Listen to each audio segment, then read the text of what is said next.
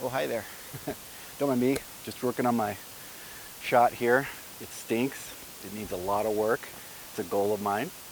Have you ever had the intention to achieve some goal, but you've fallen short? It could be a personal goal like losing weight or running a marathon.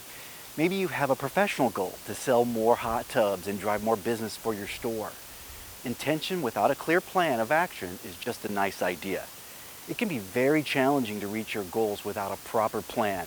If you want to achieve more success, stick around. Let's get in hot water.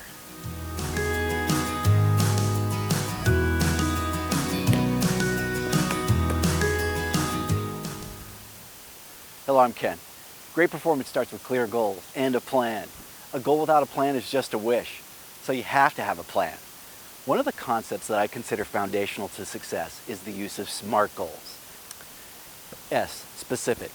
You have to be clear about specifically what it is that you want. What is your goal or your task? What does a good job look like? By when does the goal or task need to be accomplished?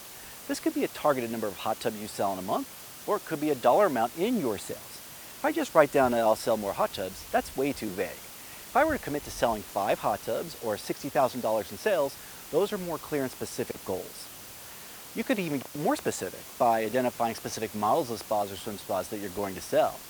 Now, you may not need to get that specific, as the specific models are dependent on the customer's needs. Yet a specific number of hot tubs or a specific dollar amount is clear enough to measure and track. M, motivating. Now, some of you may have learned about SMART goals before, and in some methods, the M is for measurable.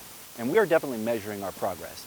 In this case, for the M, I'm looking at it being motivating because it has a greater connection to the individual making the goal.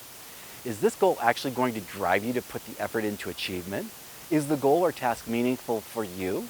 Will working on the goal build competence and commitment? Will working on this goal add or drain energy? If a key component of your job is selling hot tubs, then this should be pretty motivating to you. A, attainable. It is great to have goals that stretch you, but they should also be realistic. You have to ask, is the goal realistic, reasonable, and achievable? Having an unreasonable goal can be demotivating and counterproductive. If you sold 4 hot tubs last month, it might not be too realistic or attainable for you to jump to selling a hot tub every single day. That could be like 20 hot tubs in a month. It's probably more realistic in this situation to sell 5 or 6 hot tubs in the next month. Now, you also need to take other factors into consideration, such as promotions, the selling season, and same-store sales from prior years. This is why you should work with your sales manager or your store's leadership to set goals, as they may have additional insight into what is attainable. R, relevant. Your goals have to be relevant for you, and when you're part of a sales team, it needs to be relevant to the overall team's goals. Is this goal or task meaningful for the store? Is it aligned with the team's goals? Again, this is why it's good to work with your leadership to set those goals. T, trackable. It is vital that you set up a way to track your progress and results. In sales, this should be easy. If my goal is to sell 8 hot tubs in a month, then I know that I need to be selling 2 hot tubs every single week. Many top sales teams will keep track of their sales on a dry erase board where they can physically see the progress, which also helps with support from the team members. Now, goal setting is not a one-time event. Working with goals is an ongoing process of action, evaluation, and revision. Once you set your main goal, you may find that you need to set some smaller supporting goals.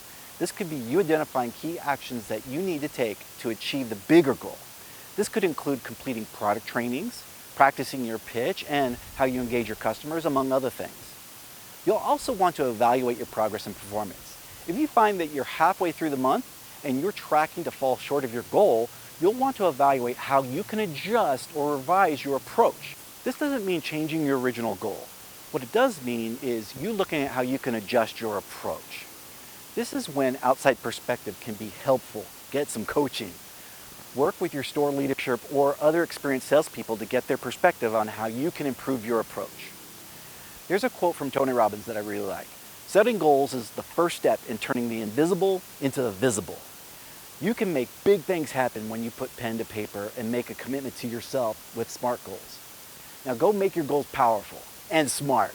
I'm Ken. Be well, and I'll see you next time. I really got to work on that shot.